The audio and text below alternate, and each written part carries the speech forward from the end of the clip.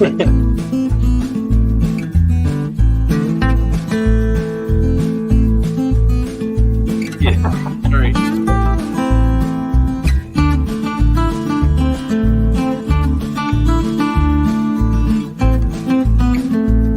Whoa, this ain't going.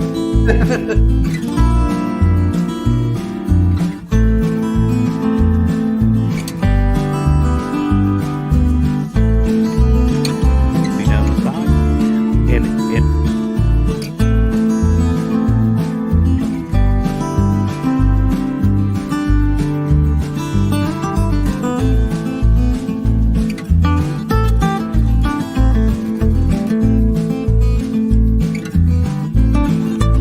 But I appreciate everybody on the chat tonight for your comments.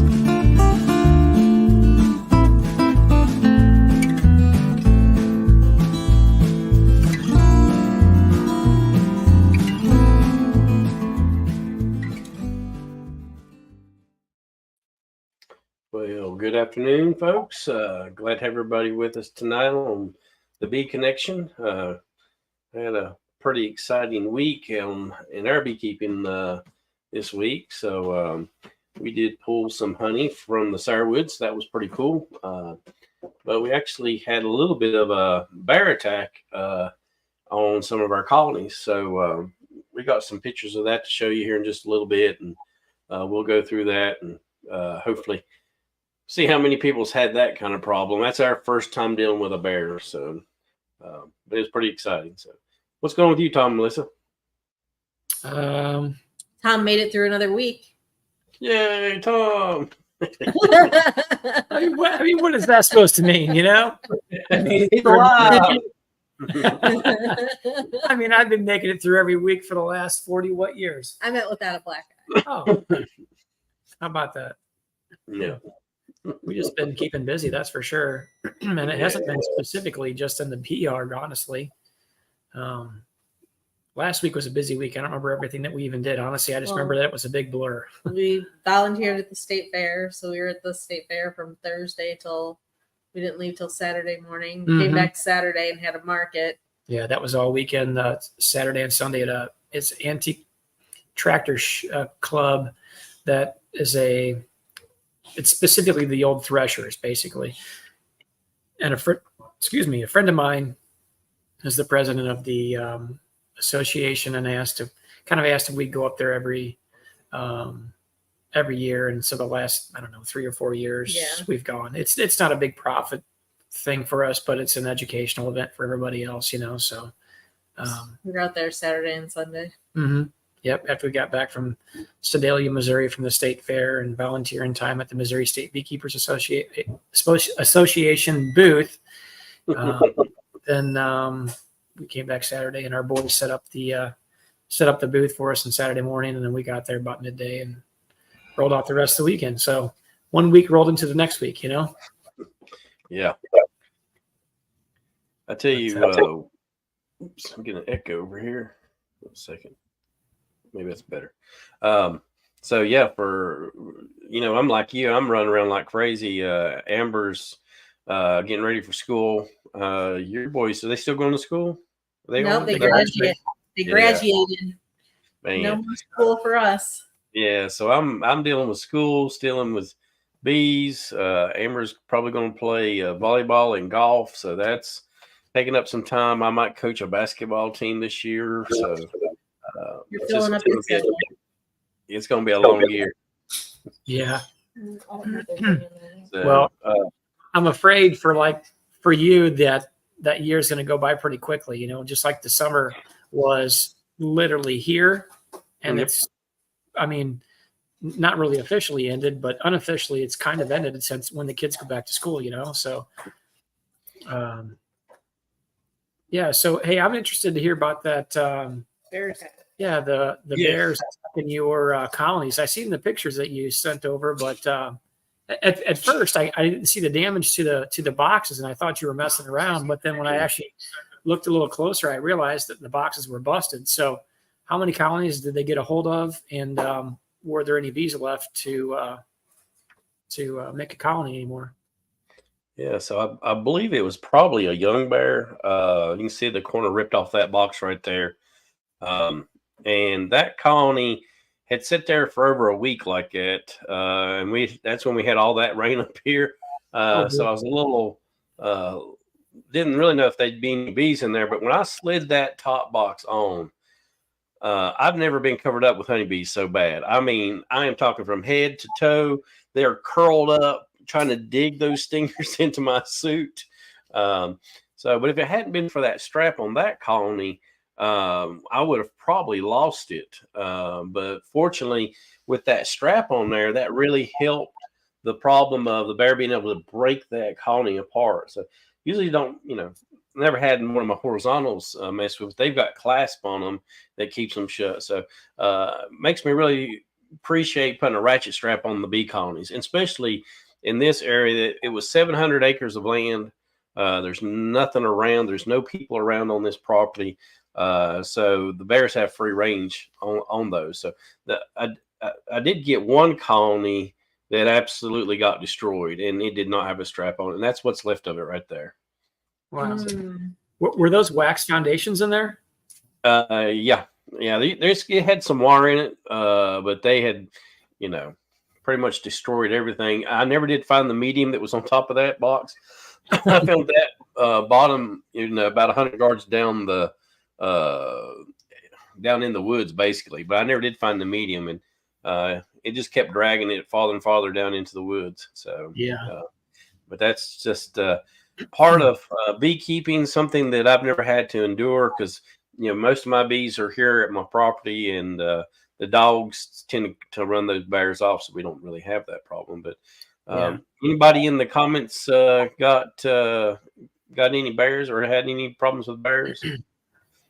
Yeah, do you see that? I think those bees to the face on that one colony probably what reason that bear didn't mess with that one. So yeah.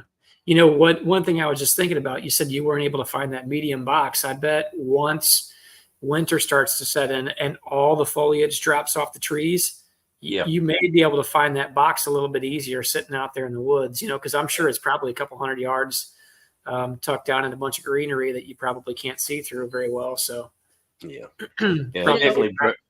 It's really bushy, and it's kind of a real steep drop off there, and where that bear come and got it. And again, I really think it was a young bear.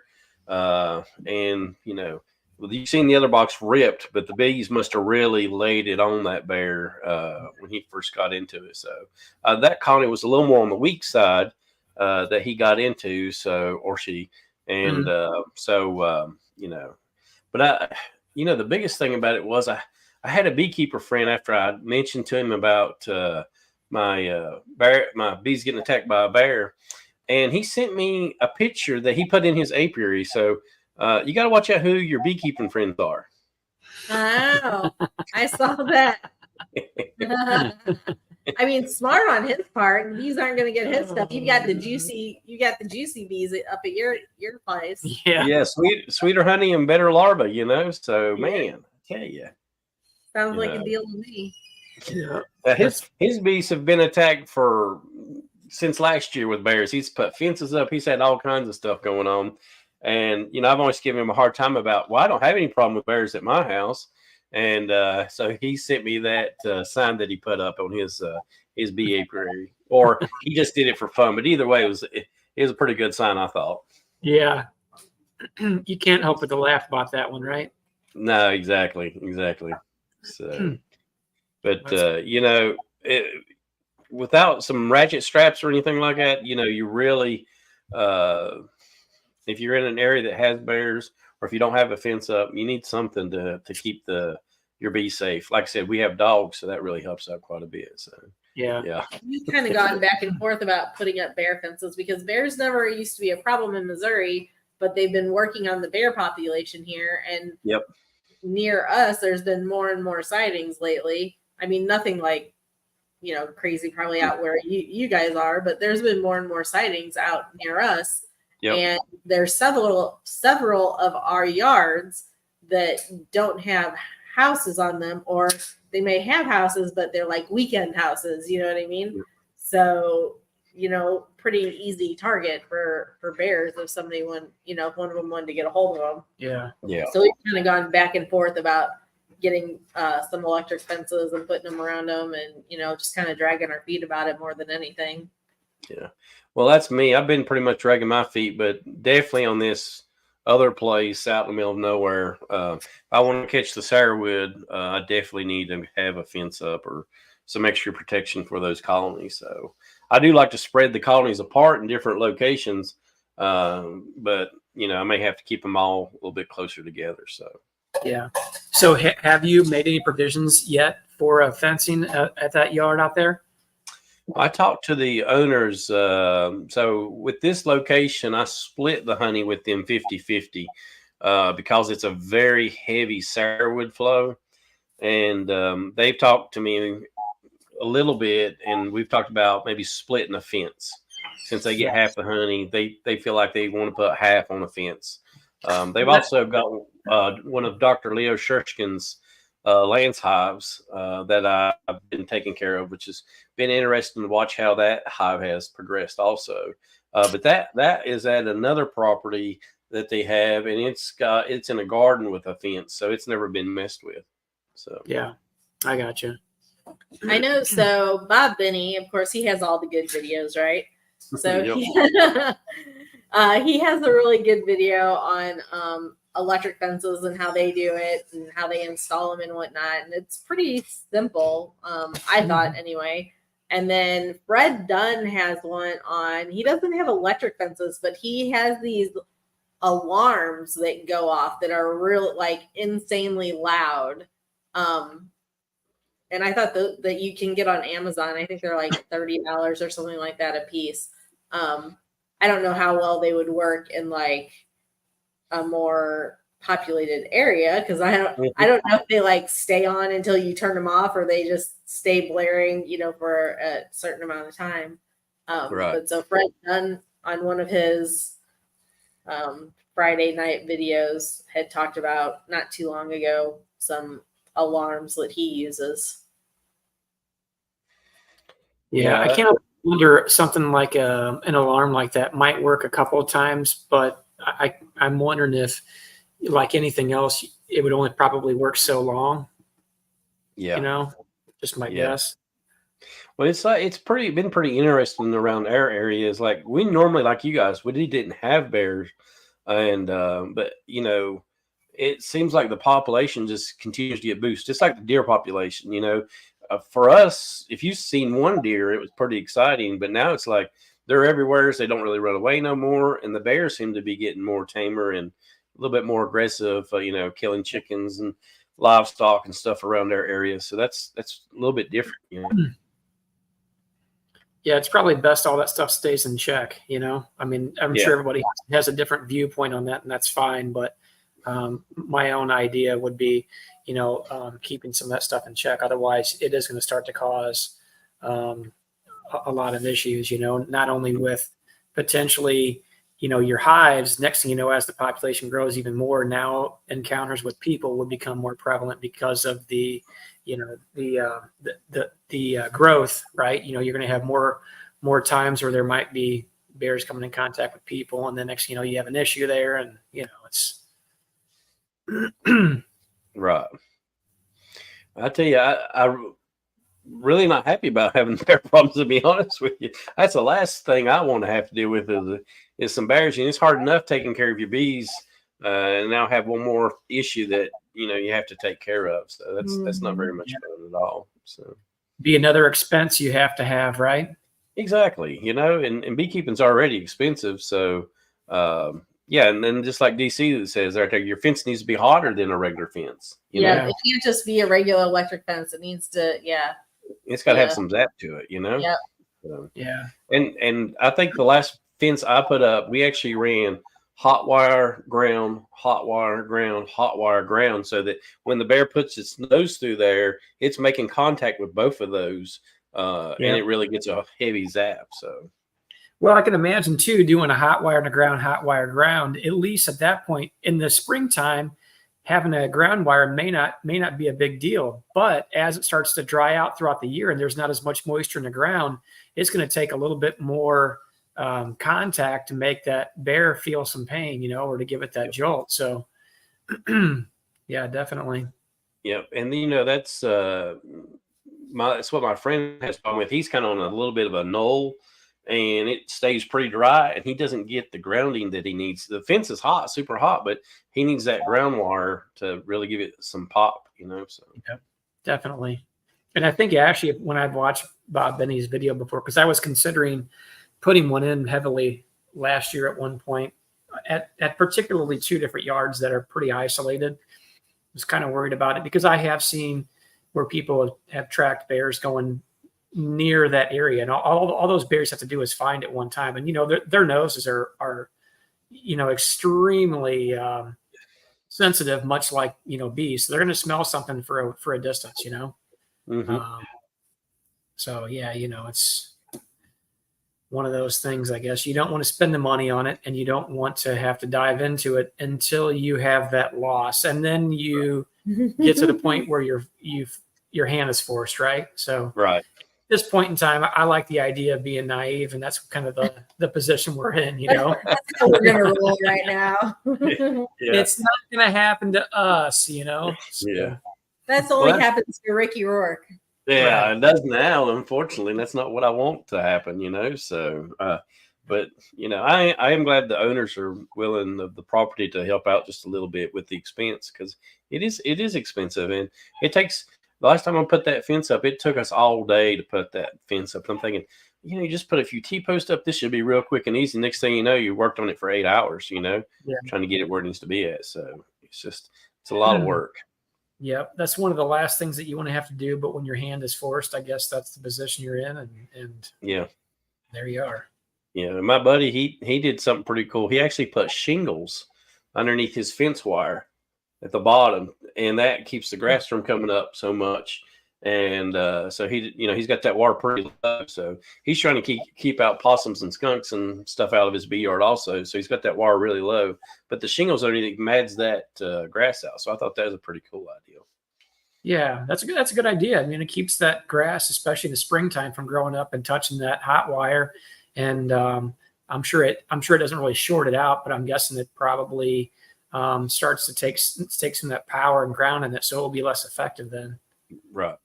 So, yeah. Anyway, it's been pretty rough with that, but we did get 7 supers of honey out of 10 over there, and remember 2 of them got destroyed. So I thought I did all right on the sourwood this year. It wasn't as heavy as it was last year, and we did hit that little dry spell before it got really rainy, and you know, it kind of got rainy when the sourwood was coming on, and that's kind of almost complete opposite of what you wanted during that time. So that kind of sucks. Yeah, for sure. So have you guys been experiencing on your weather here, you know, let's say within the last 2 weeks, has it been really rainy or drying out? What are you experiencing there? We was really, really like it's raining every afternoon, not like a heavy rain, but we're getting some rains. But this week it's been a little bit more on the drier side. You know, we had that hurricane or tropical storm that moved up the coast that went up and gave Charlie some rain up there in his area, but you know, so we've kind of dried out just a little bit. So it's been nice having a little dry spell finally. Yeah, that never affected us. It didn't get quite as far into the Midwest as St. Louis. In the past, we've experienced some of those larger hurricanes would actually look like straight up through the, you know, maybe coming up through Texas and hit up to the Midwest. And as soon as it hits like St. Louis area, it would start to curve and then head east from there. But that doesn't happen very often for us. Sometimes when it's, you know, obviously most of those hurricanes are happening in your late July and August timeframe, maybe even early September, I guess, possibly. Mm-hmm. So those months generally are a little bit drier for us. So when we do get some of those rains, it's not bad for us. Bad for everybody down south, of course, but for us, it's usually a little bit of a blessing there. Yep, absolutely. So, just so everybody knows, we do have the link up, so anybody's more than welcome to come in and chat with us tonight. We'd love to have you guys on. If you'd like to come in and talk, you guys might notice that we don't really have Lee with us. You know, YouTube can really drain you, and you're trying to get trying to make videos and you've got your regular life going, and it kind of drags you down just a little bit. So he's kind of, needing a little bit of a break. And, I want to say I really appreciate Lee. He's been a blessing, a friend for a long time. And for him to help so many beekeepers, he's a very giving person. If people don't notice, he's helped many channels out. He helped us with our introduction on our channel, and I know several other channels also. So he's a blessing to have around. And if anybody deserves a break, he does. So hopefully he gets all vamped back up, and he can take part back in YouTube just a little bit. But it does wear on you. I've been on YouTube for, I guess it's been 5 years now, and making videos, and you spend so much time doing those videos. It takes a lot out of you, and you guys know that. You guys have just kind of started a little bit of the YouTube stuff. Well, that's why we only have a handful of videos, because they take forever. Forever.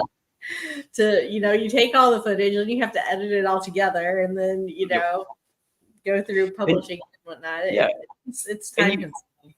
Yeah, and you want to give a really good product, right? You want everybody that watches, oh wow, that's a pretty cool video, and it beats me up sometimes. I'll have this video and be like, oh, this is going to be a good video, and you post it and you don't really get anybody to watch it, and then next thing you just throw something in, like a short or something, it's getting 10,000 or 15,000 views. It's crazy. It's amazing.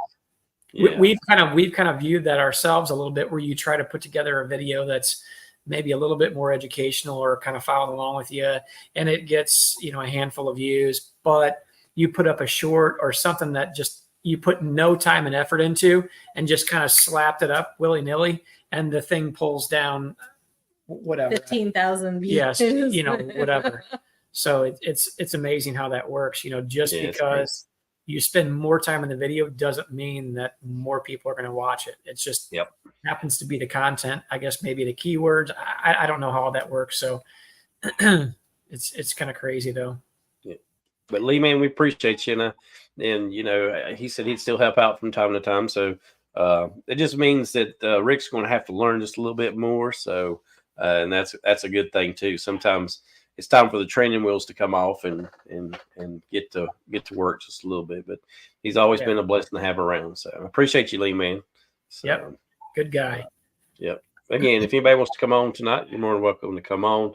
The link is pinned at the top. So Ricky, how much honey did you harvest off that hive above your head? Oh, none so far. And I'm going to be honest with you. If you notice, you can kind of see the combs on it. I think it swarmed out on me. You think so? It's hardly any bees in it right now, and they're all sitting on the front combs here, and there's nothing in the back. I don't know. I'm like, why would it swarm out? I mean, it's crazy. There was no queen cells hanging down. So did they supersede her? Was the mite load too heavy? Because again, this hive hasn't been treated at all, because I want to keep it as natural as I can. But I'm pretty sure it's swarmed out. It's got half the population, maybe less than half the population in it right now. And the combs that you see the brood on, that's kind of dark looking, that the brood was being hatched out, they're all empty. So there's no brood being hatched out. So I'm really hoping it's not the right time of year for this to be happening. I'm half tempted to throw a queen in there, but my master beekeeper, my friend of mine, he said to wait at least 10 more days before I make a move. So I just don't want it to die down, right? I want this thing to make it through winter. I want to sit there and watch them, and I don't want to see some bare combs sitting there through winter, right? Mm-hmm. So, I get that. But what do y'all think? That's the only problem with a hive or a colony like that. You can't open it up and really manage it. You can't get in there and pull frames out to check it to see what's in there. You just kind of have to go upon a view from a distance there. Yep. So bear comb. Maybe leaving. So, but it is fun to watch the hive go up and down, right? Because it did this last spring. It did abscond out last spring also. So it's been pretty interesting watching. And what do y'all think? Do y'all think that this thing has swarmed out? I'll let y'all look at it and They've From here, it given looks me like there's a lot of bees in there, but maybe not close up. Yeah, you would know better than us because you see the population every day, and then so it's going to be harder for us to even make. We'll be taking a shot in the dark. Really, Okay. it appears that I think it'd probably be over your. I think it's your right shoulder. I guess that's while the bees are congregating out toward the triangular shape. I get all these cords from.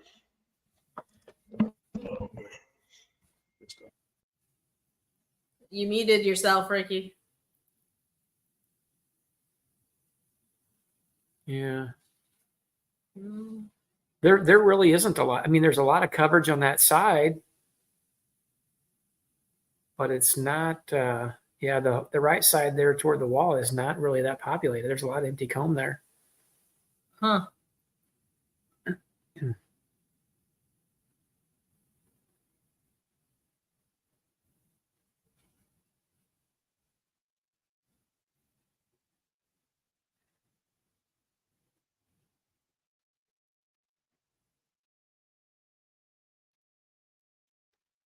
There we go. Yeah, so I'll send Lee a picture of it here in just a second, and y'all can let me know let me know if you think it's swarmed out or not. I believe it has, but I could be wrong also. I mean, for the amount of comb, I would say the population doesn't look great because you are seeing so much comb. But I mean, I don't know what it looked like, 2 weeks ago, so it would be hard for me to make that judgment call. But if you've seen the population decrease significantly, I would, and it seemed like it happened very quickly. Yeah. It would seem likely, though, that they did swarm out. Yeah, they did swarm. Yeah. But like you said, you would think that there would be some cells hanging from the bottom, so they would be very visible. But who knows? Unless they superseded. Well, supersedure wouldn't make the population decrease unless the queen just wasn't laying and they superseded her. Yeah. I don't know. Many mysteries. That's the fun thing about beekeeping, right? You just don't really know. You just don't know. Like you guys said, I'm just guessing because of the fact that it's in the ceiling and I can't go in there and look at it. So Right. Mm-hmm. Let me see.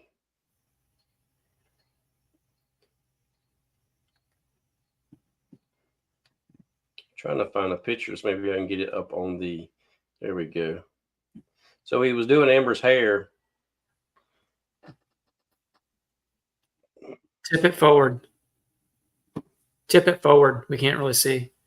There you go. He's got it right there. Oh, yeah. Wow. Okay.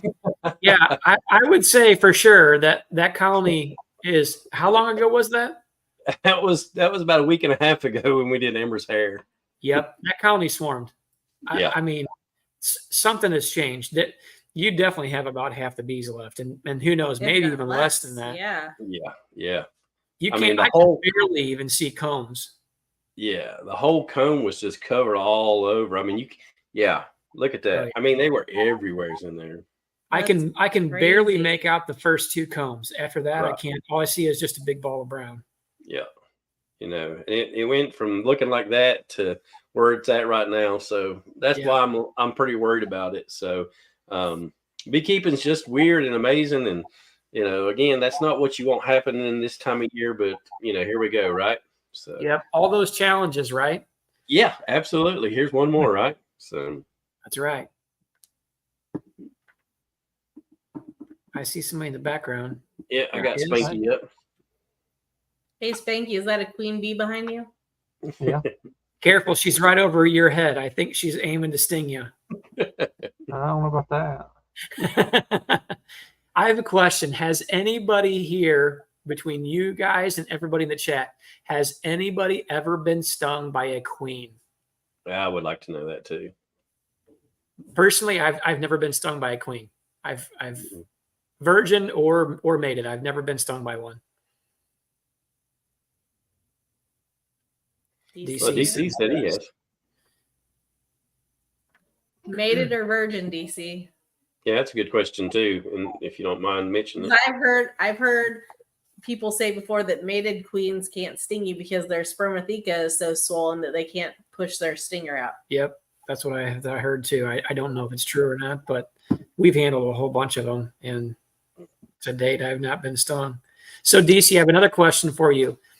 Does it hurt more from a queen bee than it does a worker? Because the stinger is not the same. One is barbed and one is not. So answer us that question. So if it's flew off on him, I would almost assume it was a virgin or a newly mated queen, maybe even, right? Maybe. Yep. If she can take flight and go up, she is either a virgin or, like you said, slim down enough. She hasn't been laying for at least a week in order to slim down enough to take flight. I will tell y'all this, which was kind of interesting on the sourwood trees, getting the honey off of it while they're mentioning whether they've ever been stung or not. I had pulled the queen excluders off, and I wasn't really paying them big attention, and I was throwing on the back of the truck. And the next thing you know, queen ended up being on one of those queen excluders, and Rick's like crazy trying to get a clip and clip this queen. So that was pretty exciting on my part. So not only do you have to look on the cover of your inner cover, but take an extra look on that queen excluder when you take it off.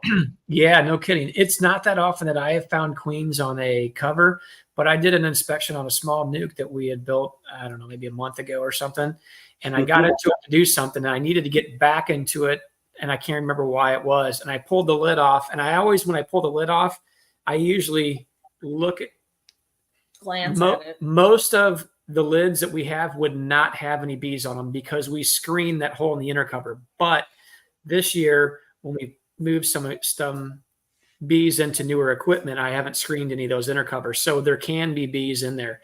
So I always find myself flipping up and looking at it. Anyway, I did find a queen on that lid. So I'm glad I just didn't pick it off, because sometimes I have a tendency to, because they're screened, there's no bees, but I usually pop them off and I flip them behind me and I go about doing what I'm doing, So, hey, Keith said something here a while back. Where was it? Where's it at? Is it the one that's? Oh yeah, my wife whacks me every now and then.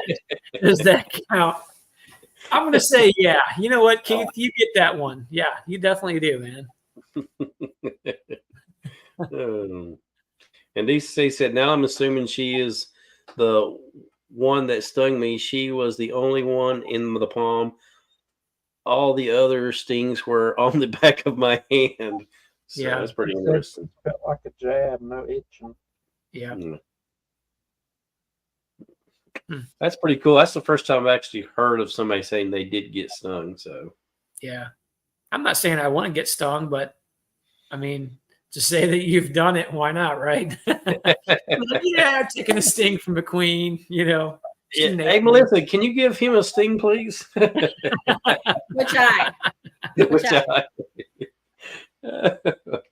Oh man, that's funny. Yeah. So, have you harvested all of your honey, Ricky? I would say that's going to be all of it. I don't really foresee us getting a goldenrod crop. No. No, and only the very strong colonies. I mean, you know what I'm talking about. The colonies that are still, once you take the supers off, they're packed, they're bearding out. I did leave a couple of empty supers on those colonies just in case the goldenrod did kick up. But all the other ones, I'm just going to let them. They're light inside the box. You can kind of tip them up. They're light. I want all that, bottom box to get just filled in with honey and let them have that goldenrod honey. So yep, I agree with that 100%. That'd be less that you have to feed back to come this fall. Exactly. And the only thing we ever did with that goldenrod honey, and you guys know what we did the honey butter cream, right? Mm-hmm. And it killed that smell out of that honey. So, and it was good. That was really good. I could have taken just a spoon and just kept eating it like this. Right. I mean, that stuff was pretty amazing when you had given it to us. It was pretty phenomenal.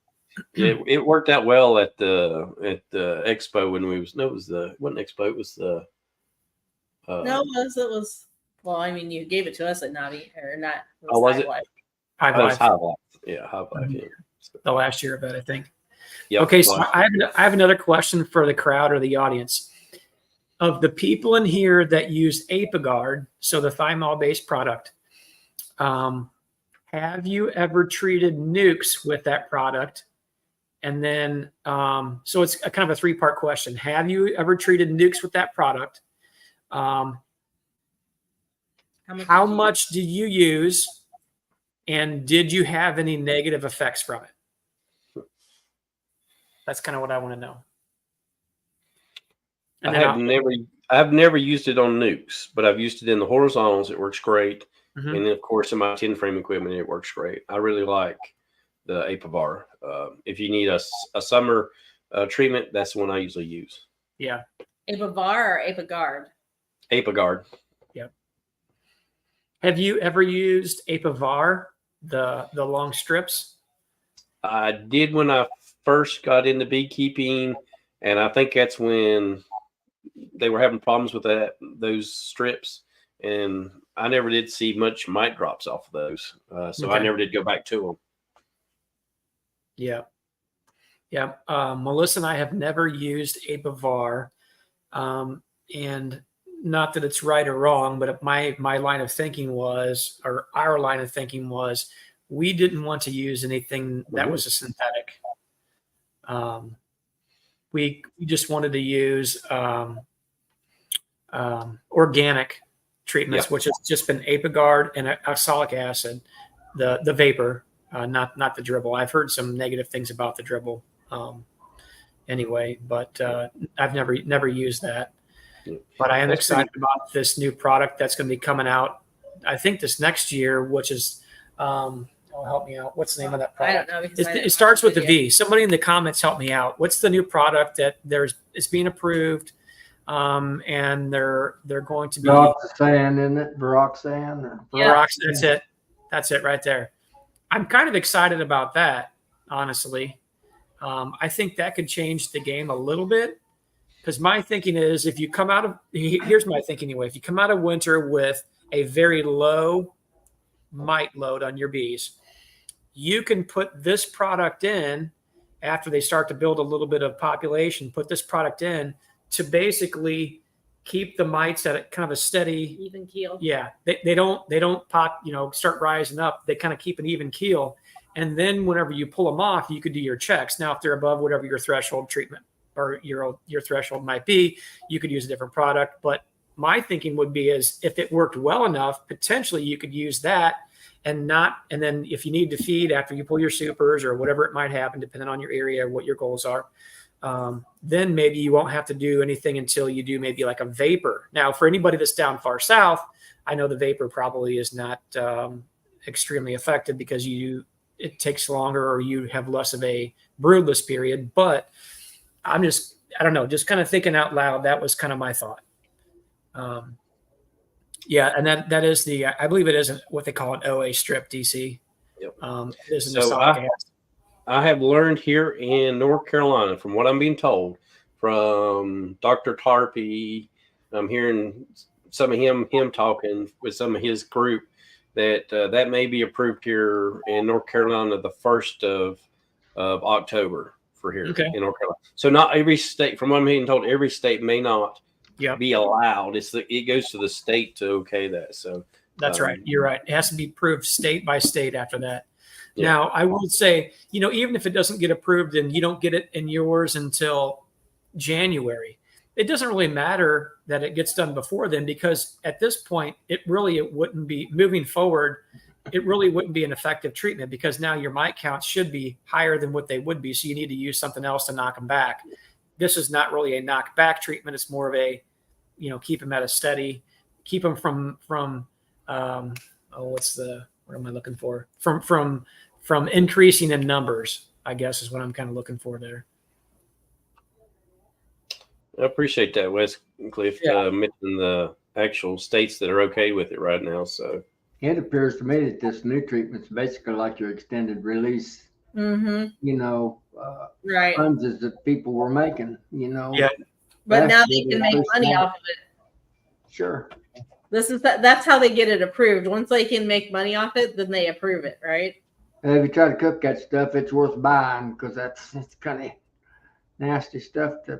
Have y'all ever made any of those extended release? I've not. No, we haven't. Sponges? They're kind of a pain to make. Hey, you're not baiting me into that, buddy. No, sir. I wouldn't do nothing. I feel like he's trying to set us up, Ricky. I've had that same feeling. You know that JW guy, you got to watch out for him. I'm telling you, I'm not, I say he's my buddy, but I'm not sure about that fella sometimes, I'm trying to, I'm on my best behavior. Do you guys ever work? We try not to. My goodness, boy.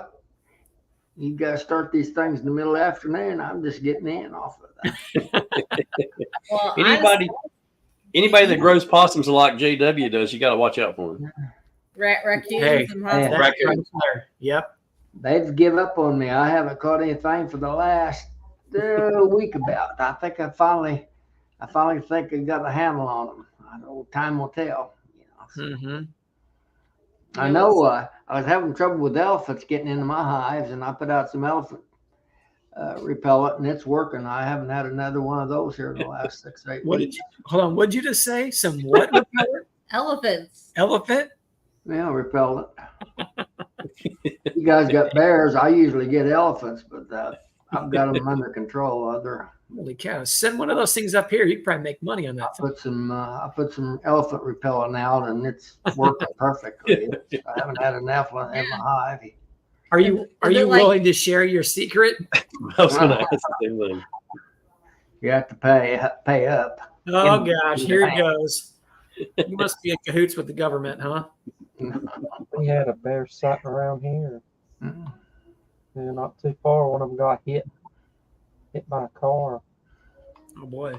He's talking about the Apivar. I've used it on nukes and everything, but boy, I tell you, you want to go off a light on those nukes with the Apiguard. I can tell you, it's very warm, especially. Yeah. Nobody really answered my question there in the chat. I was hoping to get some feedback from everybody else. I wasn't looking to call anybody out because I'll be honest with you, I'll call myself out right now. So I actually put Apiguard on. What did we do? 25. So I did 25 grams. Don't do 25 grams. Don't do 25 grams. Well, our first week, I'll say this. So our first week started off very mild. The second week, there's a few days in there that got a little bit warmer, but nothing crazy. The humidity was a little higher. So I don't know if that's what tipped them over the edge because it would have went back. And most of these nukes were pretty strong too, because they also tell you in the instructions that if you have weak colonies, that you need to combine them before you use this treatment, and it will cause an abscond. And it did. I don't know if it was 8 or 10. Melissa is not convinced that it was that specifically. She thinks some of them could have been robbed out. I'm just going to go with the fact that I'm the one that caused the issue. So now I will say this, all the ones that I still had in a easy nuke, which is the chloroplast material. Now I didn't do every one of them because some of them I didn't feel like they were strong enough. Every one, with the exception of one that was in an easy nuke, all those absconded.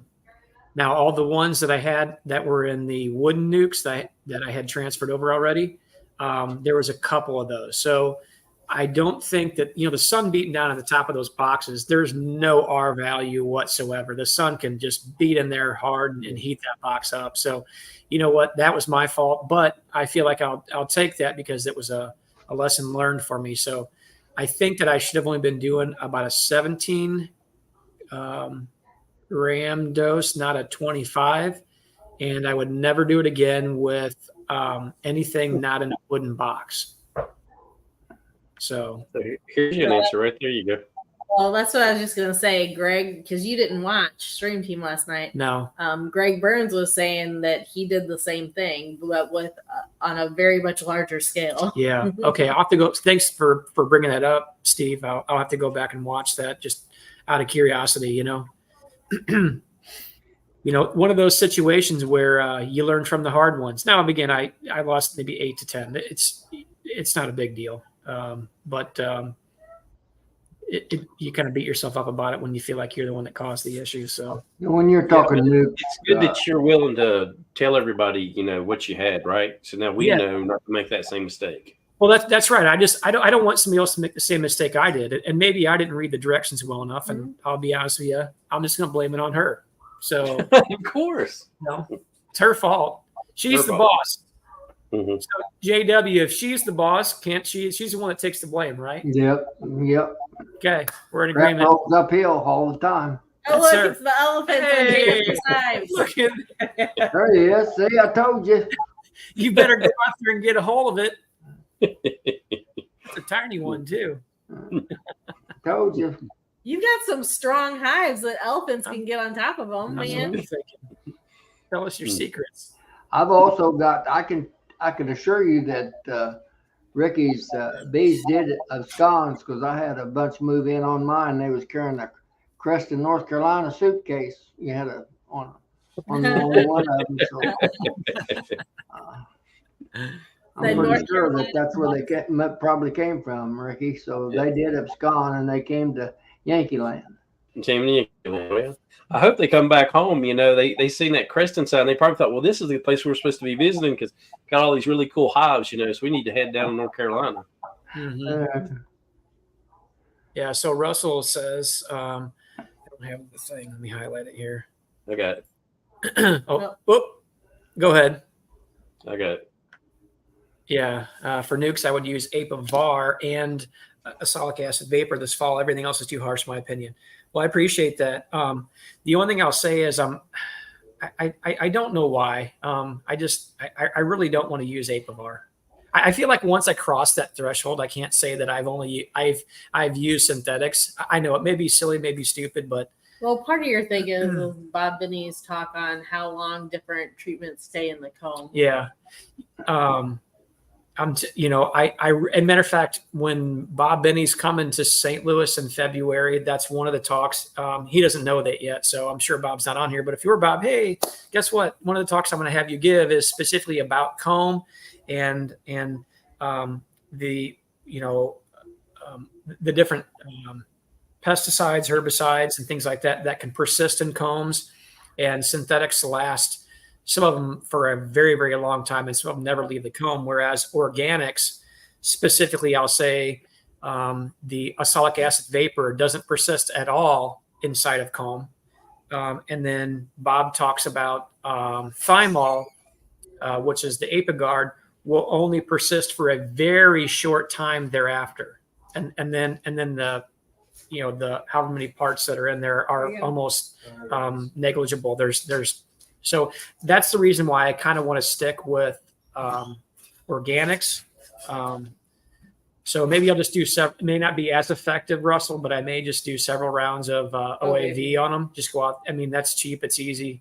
So I may go out there and just do several rounds and then, probably do some samples just to see where they're at, just to kind of check back and see if it's been effective whatsoever.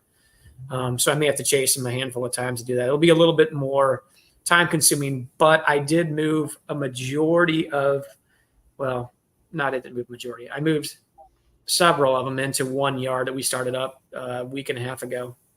Ricky's bear attack. That looks like a vicious bear. I know, man. Looks like he's got a couple thumps on his nose. I think I'm more worried about that bear than those elephants that JW's got. So, yep, I think so too. My bear looks a little bit bigger. JW could train those elephants to move hives around for him. Yeah. Man, would that not be awesome? That's what I'm thinking. You don't need to buy a hive lifter, JW. You got elephants. Yeah, I got John Deere too. Yep. Do you have JW? Remind me again. You have yours on a two-way pallet. Is that right? No, I've got individual stands for every hive. Okay. Every colony. Would you ever consider using like a two-frame pallet or not? I've got some of my nukes. I put two. If they're 5-frame, I put two on a stand. It's kind of like a pallet. I don't use pallets at all. Okay. For one thing, I want to get my hives up off the ground more than what you do with the pallets. I've even thought about making some pallets and putting legs on them just to try it. Yeah, sure. And going 2 or 4-way pallets with some legs on them. Get them up about 18 inches off the ground. That's what I like to do. Yeah. My daddy kept bees on individual stands, and I just got started that way. And in fact, I made some stands today. Oh wow! Got to do a little fall splitting yet. So, did you make it out of that that material you had sent me a picture of. I only use that for. I'll use that for tops. Okay, the What HDO. that's actually made for, Tom, if you're not familiar with it. I'm talking about the HDO and the MDO. That's made for pouring concrete. Yeah. Yeah. That's the reason they're slick. Oh yeah. And I actually talked to Greg Burns a little bit last night. He's dipping a lot of stuff. I was asking this MDO. Have you seen the MDO? Oh yeah, I've used it. That's what I built the boxes for on my feeders. That's what it's made out of. Now, yours has got paper on both sides. That's right. Looks like paper. It does. I'm going to try to dip those, wax dip them, and see if that paper will stand it. Hey, I mean, I'd be curious to know. I don't think we didn't dip any of ours because the time I built them, I wasn't doing any wax dipping. Otherwise, I probably would have tried. So you don't need to dip the. I don't think a person has the HDO. I think that both sides are thick enough that you don't have to worry about it. They're going to be totally water repellent. I'm kind of suspect on the MDO. I'd never tried any before, but like I told you, I got some sheets of it. Yeah. And I've got it cut, and I'm just making migratory lids out of them that I can put feeder holes in. Mm-hmm. But I'm suspect that they won't stand the weather. The MDO, I don't know. Yeah. If anyone has used it for lids, please comment on the MDO or the MDO. I'd be curious myself. I have 2 sheets of MDO left from a year ago or last year. And I was going to have my brother-in-law get me some more sheets because I was going to do a little bit more building on a few things here this winter. JW's moving.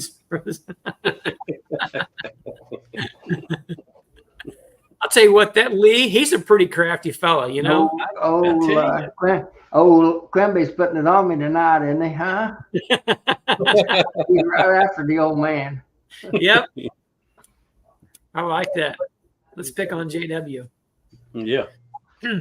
Have you ever used CDX for the top of those migratory covers, or has anybody used CDX? I have. How's that work? Didn't hold together. Didn't hold together. Yeah, that's pretty porous material.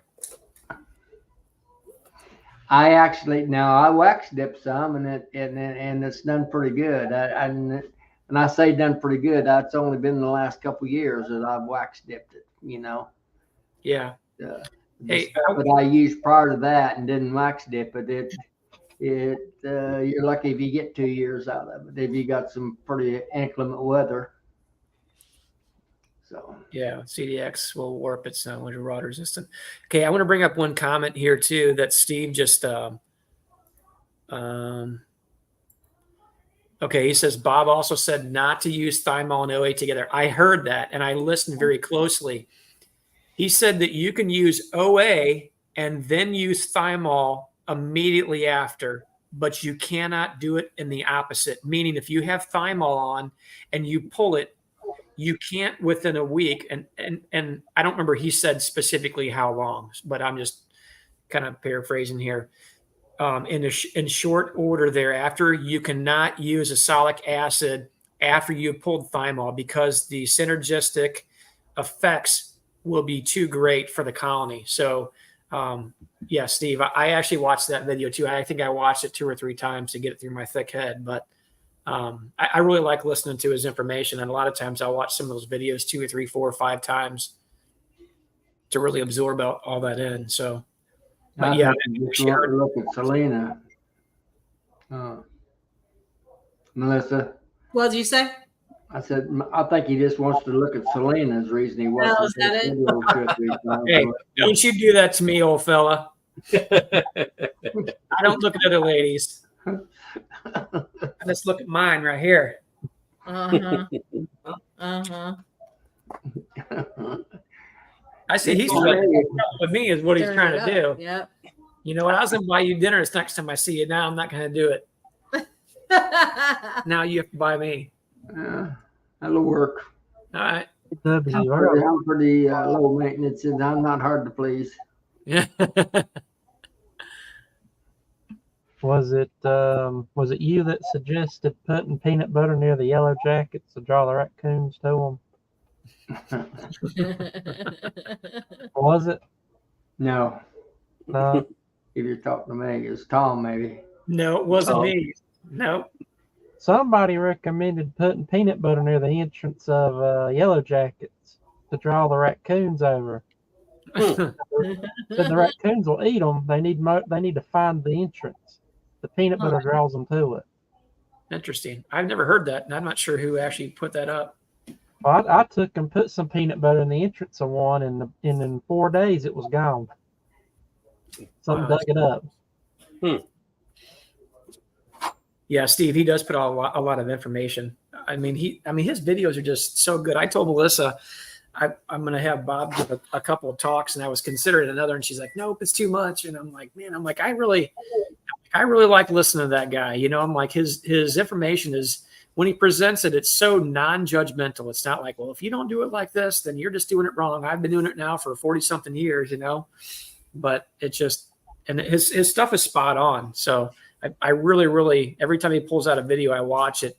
And if it's one that catches my eye, I usually watch it. Like I said, I really do. I watch it multiple times, and I gain a little bit more information on each one of them. So you just Redfish probably don't have any elephants down there in Alabama either. He's using peanut butter for his repellent. I bet that works. Oh, there it is, right there. JW's breeding program.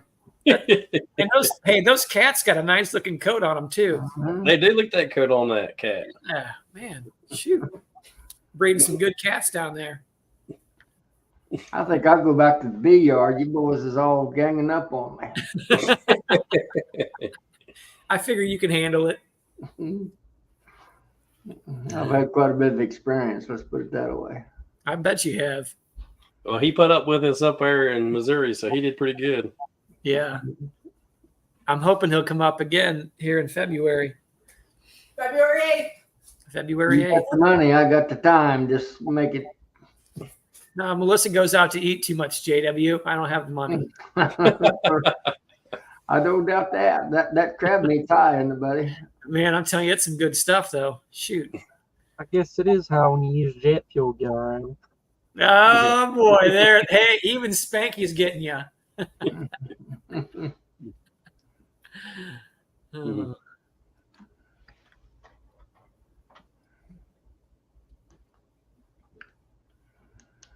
Yeah, but Bob is just a wealth of information, and he's just so he just is so freely wanting to give it. I actually watched a video that he put out. I don't know if it was recently or if it was an older one, because I'll go back and watch some he's done 3-4 years ago. But he talked about that. Why he actually? Oh, I know what it was. Ian had him on to do a meeting for the Canadian beekeepers. I don't know if it was their association or what it might be, in one of their provinces. And I happened to watch that, and Bob told the story of why he started, because he started to watch some of Ian's videos and thought, and then he had a conversation with somebody with what's the bee journal called? ABJ. Yeah, the ABJ. And he said to the editor at the time, said, you all ought to get somebody on there that knows what they're talking about, that actually is. And he wasn't doing it to be ignorant. He just said, somebody that actually works in the field, not just people that research, people that actually beekeep. And then the guy snapped back and said, well, why don't you do an interview with me? And he's like, all right, because because you commercial guys won't talk to me. They won't tell you the secrets. They won't tell you about all the information. They want to keep it to themselves, And then he said, and then he kind of turned the question around on Bob, and Bob said he thought about it for a minute, and he called him back, and they ended up doing he did a couple of articles inside the ABJ, and decided that through watching Ian Stepler's videos, that he said, you know what? He goes, I think this is something that I can do. And then from then on, he started sharing his experiences. So I don't know exactly how many years ago that was, but it's been a while.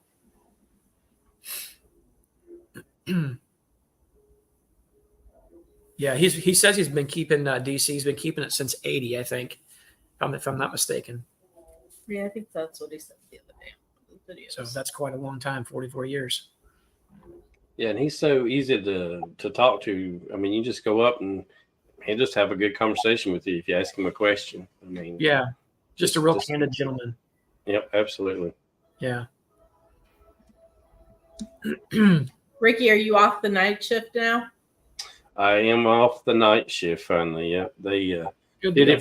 it for 3 weeks, and the 4th week that I was supposed to be on there, they're like, "No, we need you to come back. We've got a lady that's needs some training, and she's been jumbled around with some different trainers, and we need you to come back." And I was replacement. Yeah, I was ready to come back, to be honest with you. Yeah, it was my replacement Spanky. Yeah, so it's good to be back on day shift for sure. So. Look at there, Brian's on me now. You guys got the world turned against me. Huh? Hey, JW, I feel like I need to come in and I need to help you out, you know. Hey, you guys, quit picking on my friend JW, all right? Because hey, if you all don't quit, she's gonna come after you. Yeah. How's that, Oh, JW? his fault he sees elephants. Yeah, I'm pretty thick-skinned. I can handle it. Hey, Paul, we really wanted to go down there in September. Melissa and I were really looking forward to that, honestly, because we were going to go down there with JW, Ricky, and Melanie and Dennis Cruz. We were going to have see everybody, of course, go down and visit Lee and get, just everybody. So we're really looking forward to that conference just to visit with everybody, honestly. And so it was disappointing that they actually canceled it, but who knows? Could have been for the best for some reason that we don't know about. So get up to that. Hey, Charlie. Hey, Tom, a little clarification on those nukes that you had the problem with. Were they just straight nukes, 5-frame stuff, or was they? That's right. Was they all in the easy boxes, or did you have the pro nukes, or was they wood, or? So most of them were in the easy nuke, which are some people call it a jester, which is the chloroplast material that you would buy a nuke. Yeah. So, I mean, that helped me understand that thing. I'm not going to keep nukes in there very long, even if I do late season ones. As soon as they grow up a little bit, I'm going to move them, or I'm just going to put them in wooden, because I got more wooden 5-frame nukes. But yes, I know 8 out of the 10 were in the easy nuke. 2 of them were in wooden nukes. So I would probably still use thymol, but I would be much more cautious with it. And I would make certain that, if my temperatures are 95, I'm not even going to put 17 grams on them. I don't know. I'd have to make a decision what I would want to do then, or maybe go through and check them to see if they're at the point I wanted to put a treatment on them. I don't know. But I would definitely change something up for sure. Yeah. Well, OAing them isn't that big of a deal now that, we have the InstaVape, whatever it's called. Mm-hmm. It takes, 10 seconds to OAV a hive with one of those things. The problem is having to go back to that yard every week for so many weeks, to do it. So if all the nukes are in one yard, though, like I tell somebody we should be doing anyway, it wouldn't be an issue. But I'm not going to name any names. That's a very good suggestion, Melissa. I agree with that 100%. Keep all those nukes in the same place. So you need to get out there in the morning, Thomas. Thomas, now you're sounding like my mother, sounding like Melissa, and anybody that wanted to get a hold of me. and move those nukes. I did move 18 of them. I think I moved 18 of them to a specific yard. I need to go back and start to feed those colonies. Well, some of them, though, you put into 8-frame equipment. Yeah, but they were still about the size of a nuke, so they need to be fed to build a little more comb. I'm going to get them get those boxes really full before October 15th is my goal. So what was the temperature when you did all that, and humidity? It was in the 80s. The thing was when we put them on, it was in the 80s that first week, but then that second week it got hot again in the 90s. It was And I low bet- 80s, like 80 to Yeah. 82. And I'm betting that's when they absconded, was that second week I think so. when it just got too hot. There was 2 days that jumped up to like 90 and 92. And I think that's probably when it happened, because when I went in there and looked, they were robbed out after that, because they all probably abandoned the box and then got robbed out. But I didn't see an infestation of hive beetles, Or wax moths, or any larvae. So it hadn't gotten to that point yet. So I think the treatment's only 2 weeks. So I think it probably happened into that second Yeah. week. That's my guess. I was been listening for a little bit here, but I've been wanting to use AprilGuard, but the problem of it is like you say, we've had weeks here that are 90, 95, 105, or if it's 95, it feels like 105. Yeah. And like you say, I went back and watched that 2023 Bob Binnie video, and he said, if it's 95, don't dare put it in. Right. If it's 90 degrees and it's a double deep, you want it at 25. If it's a single, 25 or 30, I think he said. And if it's 85 or less. Mm-hmm. And then I watched a guy here. Let's see. He was in the Carolinas, and he went to the beekeeper out in Kentucky. And Oh my so God. anyway, Who's in Kentucky? he said not to put it on the card, but he put, Williams. I'll say 25 grams at a 10 in a single deep, but he put 5 in each corner. I would have put 1 in the middle, like a number 5, but he put like 5 plus on each corner, which equaled 25 grams. The video says 3 hours later, and I think 3/4 of the hive was outside. Of the box. Yeah. And I can't remember looking to see whether or not, I think he had a full no queen, no entrance reducer.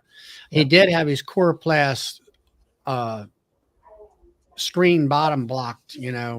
My question to that is like Formic, it's got heavier than air, so you want the screen bottom closed, but you want a wide open entrance. Is that the same with AprilGuard? I'm not sure. I haven't found that information out yet. I think you're supposed to put that bottom back in when you use a screen bottom, but we didn't. We don't. That's a good question, Charlie. I never even crossed my mind. Well, this guy went back and he said he made a statement in the video that he pulled the IPM boards, as he called them, out. Yeah.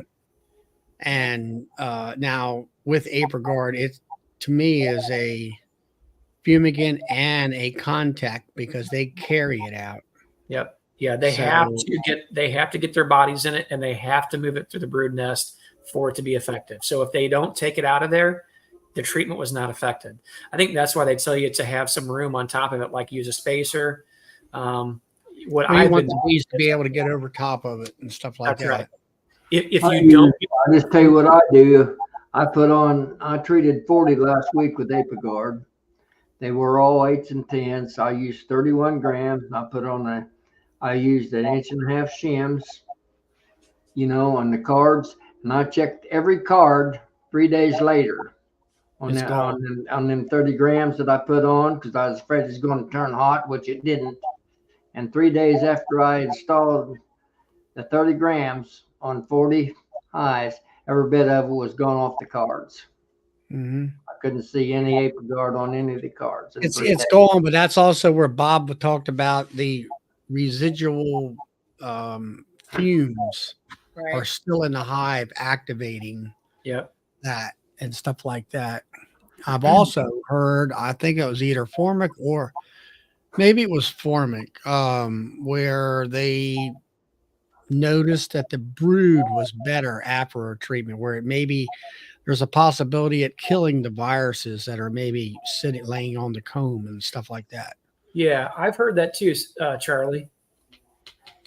My main thing is like you say, Bob, there was another video that Bob, he was in the store and this lady was buying a tub of AprilGuard, And he said it right on the video. He says, now remember, now it's going to shut your brood down. You don't want to use that in September area when you're trying to build brood up. That's right. And I'm like, I need something. I'm using Aprivar because of the heat situation. Yeah. Where I'm starting at the 3rd week of July and going, in which in turn makes it 6 weeks long, goes to the 31st of this month. And it's all about the heat. That's the only reason. I mean, I'd much rather use the Apriguard. Yeah. But what do you do? Yeah. I completely get your position, Charlie. I really do. And I contemplated. My question is, can you go down to 20 grams and do it for 5 weeks?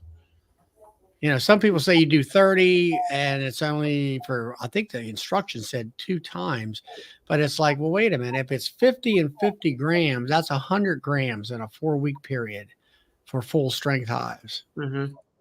So is it 3? If it's 33 grams, that would be 3 weeks of equating out to 100 grams. Yeah. If it was 20, it would be 5 weeks. If it's 25, it would be 4 weeks. You know, so. I'll tell you what I'm doing. I'm doing 30 grams and 3 times is what I'm doing. I'm splitting it. Right. So I actually called Dr. Peck about a week and a half ago and hadn't heard back, and I just called him back again. I wanted to ask him some questions about Apriguard and get his input on it too. So hopefully I'll hear back from him within the day or two, because I want to ask him what, you know, those guys have done a lot of studies on different products and things of that nature, because I know they won't sell anything without utilizing it. So I want to know what his input is on that and how I should proceed in the future. And then also what he thinks is a reasonable temperature threshold too, because if you read the tub, it says, I can't remember, I'm going to say 60 degrees or 65 105. up to 105. And I'm like, if I ran them out and it was only 90 or 92, what do you think it's going to do when it hits 105? As soon as you put the treatment on, they're all going to. That's what Bob said in that video. You go back to Mite Treatment 2023 and watch that video. It's at the end of the video, the last let's say 5 minutes of the video. They're back at the store. He's got these hives along this wall. And he came back, and because there was a lot of questions about clarification and what he was talking about. And he had a buddy in Nebraska, and that guy had a friend out that way. He put it in there about 100 degrees, somewhere in that neighborhood, 95 plus. And I think every one of them absconded or died or something.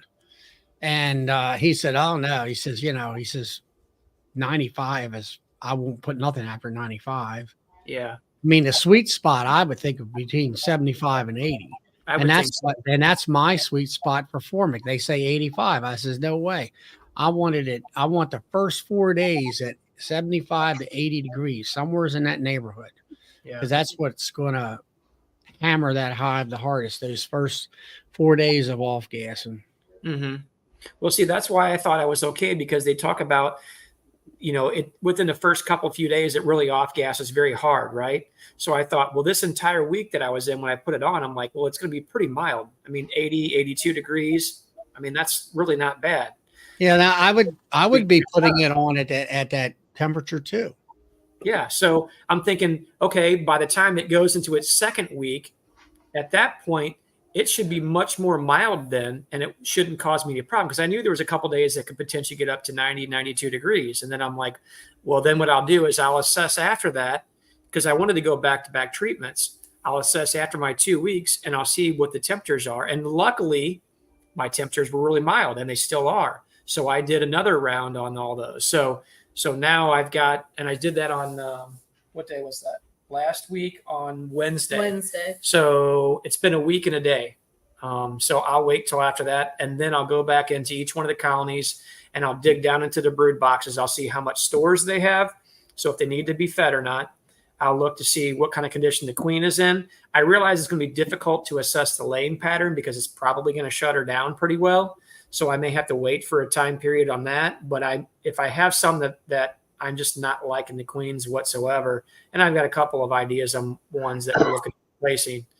I was Plug watching the Bee Whisperer guy, and he was complaining about Formic and talking about Ian's problems, and but they were all talking about. I mean, are we shutting the brood down for a week or for a month? That's my question. If you do, let's say ideally we got 75-degree days, and we're putting 50 grams in a double deep, and you're going to do that for every 2 weeks, and that's your 1 month dosage.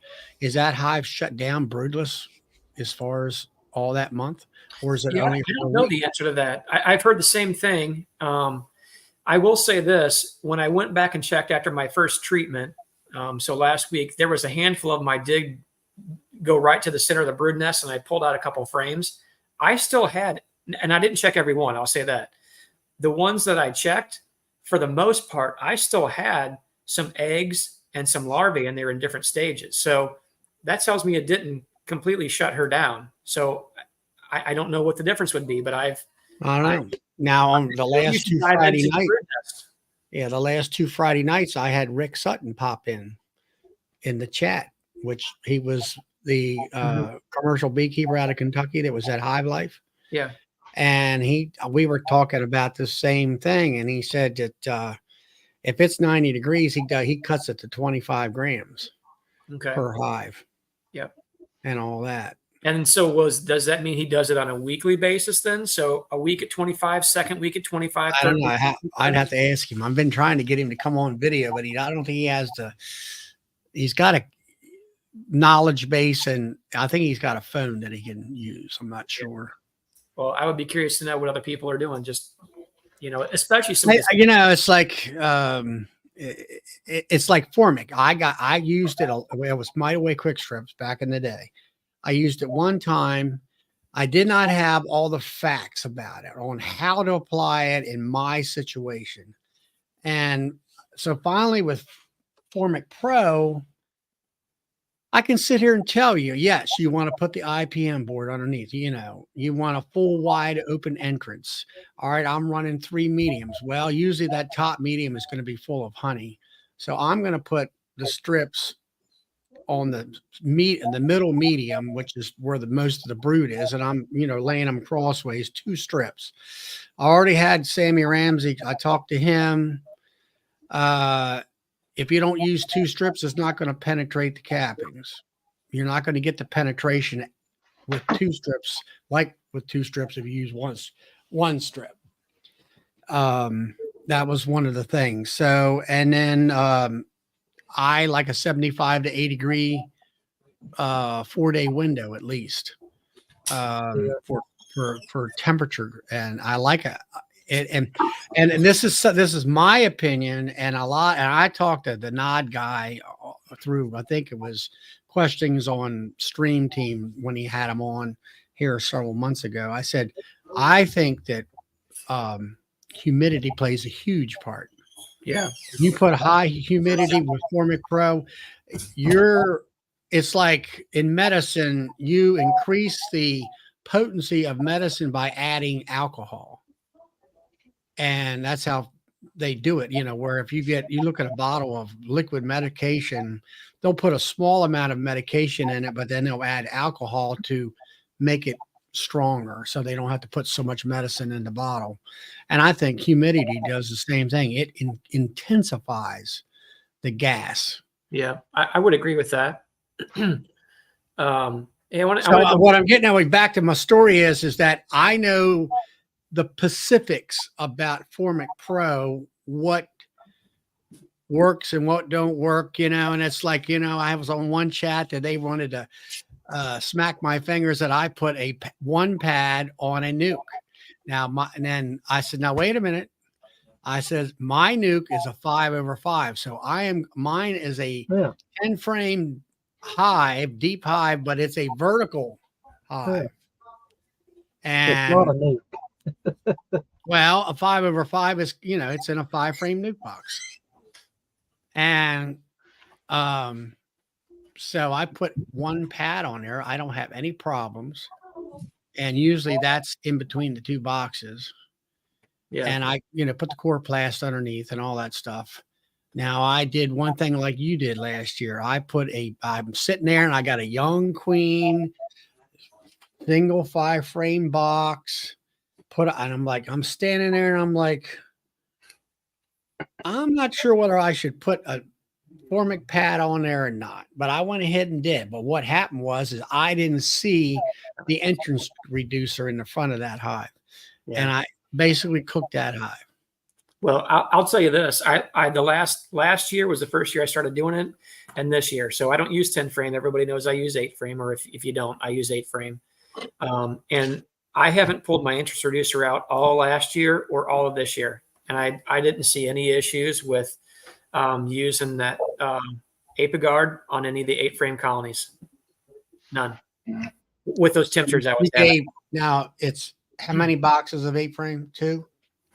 Yeah, vast majority of mine are all double deeps. Now I would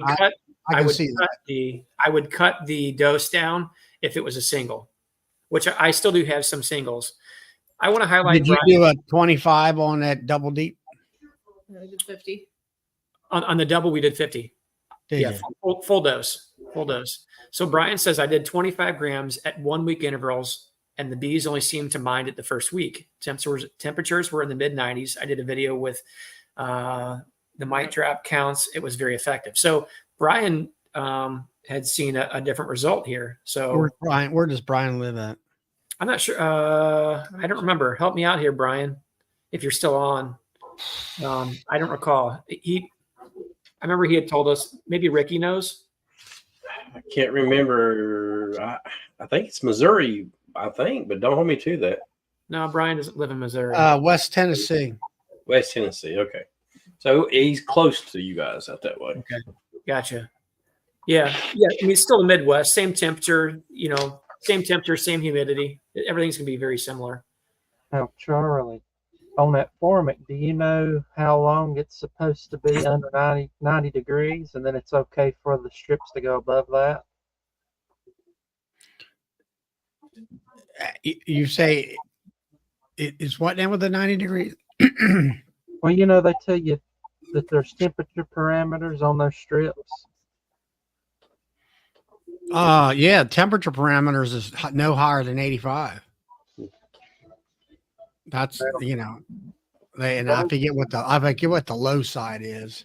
Well, I 85 is the extreme top limit, and like I said, but anyway, with Nod, I asked him about the humidity. Oh no, that doesn't have any effect at all. And I'm like, y'all don't have no humidity up here in Canada, I guess. I'm not sure.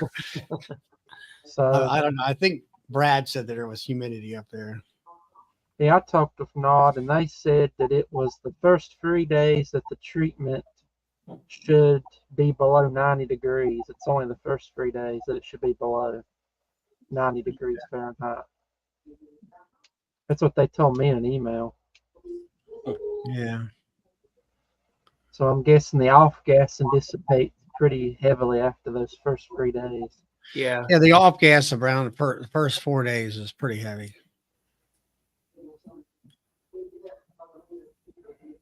So Brian, you said I've tightened up my thymol parameters too. Charlie was questioning me last year when I was putting 10 to 50 it's supposed to be milligrams, right?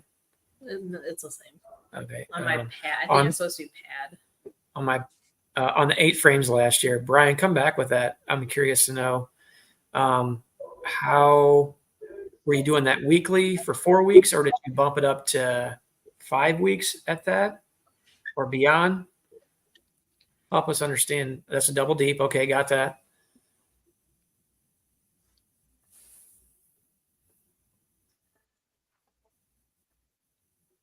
I have to watch that video, Brian. I'd like to see what you had done there.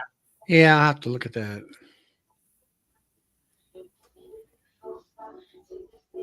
I'd be curious to know. Yeah, Brian, come back with that info. I'm curious to know what you had done there, and also what you had. Ryan said double deep. Yeah, double deep. But I want to know how often he was doing that, if it was weekly, and then how many weeks out he went. And that's using what, ApiGuard? ApiGuard, yep. He said he's doing 10 to 15 milliliters or milligrams. Yeah, I'll have to watch I'll have to watch Brian's video. I want to see what he did there and see what his results were.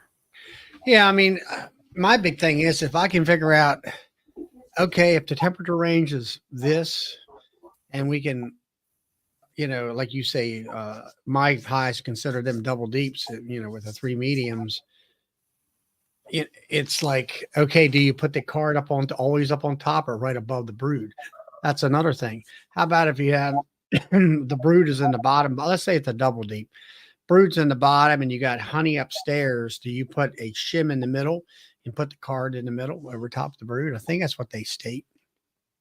No, we always put it on the top. Yeah, we always put it on the top. But I'll say this, Charlie, most of my colonies that are double deeps, I've thrown an extra box with, some of it might have had some drawn comb, just in case those bees decided they got enough flow, they wanted to draw out some more comb for me. Because I'm not feeding whenever I do this. I want them to focus on that treatment. That's why I'm not feeding. But I'll throw another box on top. So I don't actually use a shim of my double deep that the bees are actively living in. Throw a third on top, and I slide the card in there, drop it down. So it gives them more space to move around it without using the shim.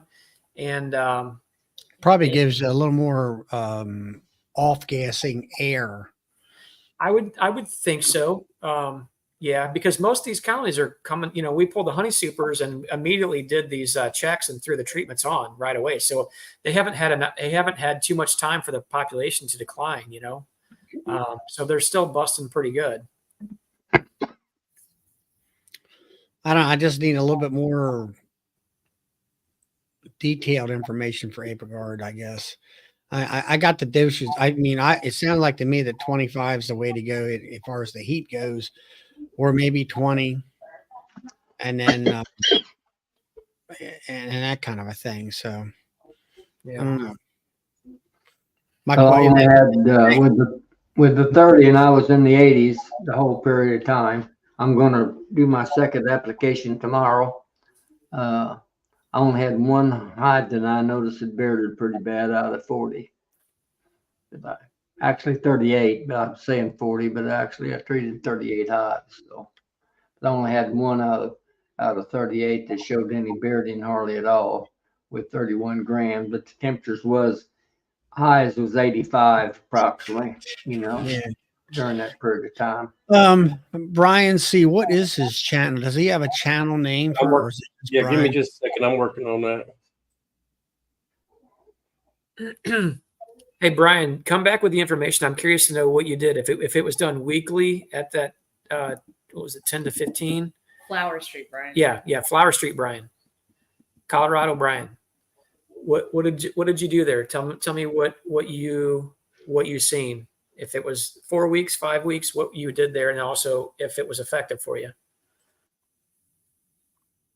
I mean, during a warmer time period, I'd love to put less down if it works. I'm not trying to negate the label, of course, but I want it to be effective. I don't want to just put it on just for show, but it's kind of an expensive product. We went through 3.5 tubs. So what is that? I mean, John Hill had the best price on it. We bought all of our Nabi with the exception of I had to buy another tub because I guess I miscalculated a little bit. Probably Melissa did that, so we'll blame it on her. But so I had to buy another tub from him here last week to finish that out. So it looks like we got a video there for Brian Flower Street, and we also got one for Brian C., one that I posted to his YouTube channel. If you want to go check it out. Brian C.'s talking about varroa mites there in that video that I was just looking at.